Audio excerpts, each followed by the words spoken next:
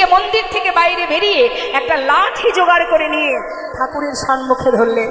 গোপীনাথ, যদি ভালো চাও চলে এসো, আর তা না হলে আমার হাতে কি দেখতে পাচ্ছ, এই লাঠি দিয়ে না আমি তোমাকে মেরে মেরে নিয়ে আসবো। প্রভু আর দূরে থাকতে পারছে না, মনে মনে চিন্তা করছি, ভক্ত এতদিন এই ঘরে আছি আমি, কোনোদিন কেউ আমাকে এমন করে ভালোবাসেনি। মন চাইছে কখন তোমার কাছে ছুটে যাব,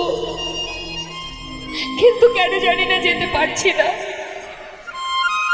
কোনো জোরে বলছে, ও গোপীনাথ একবারে শোনা, আমার কি কষ্ট হয় না?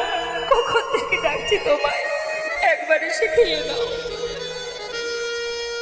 ভগবান আর থাকতে পারছে না মা, পাথরের মধ্যে আর থাকতে পারছে না।